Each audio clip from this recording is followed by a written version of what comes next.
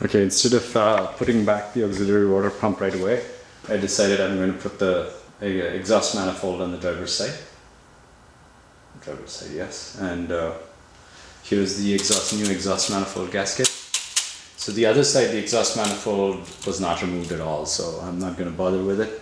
And basically you have to put the exhaust manifold back on and tighten use the copper nuts that it was tightened with and use them again.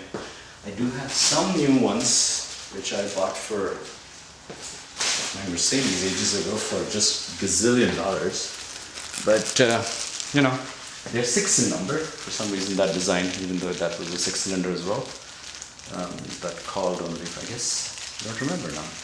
Somehow I only have 6 of those. There are 8 of these. So what I'm going to do is bolt the exhaust manifold back on. Seems like a fairly straightforward affair. I think it goes in really well way.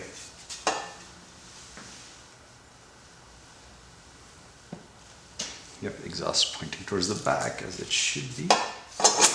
There you go. And I have to just find out what the torque is. Torque these guys.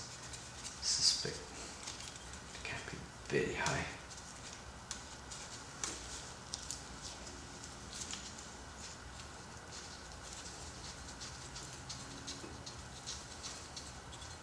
Yeah, maybe I'll wonder, are they supposed to be replaced? Perhaps that's why. Maybe I should replace some of them, at least the ones I have. I have 6 instead of 8. There are 3 plus 3, 6. There are 3, 3, 6, and 3, 9 here. Do I have 9? 3, 3, 6, and 2, 8. Great. How do I have only 8?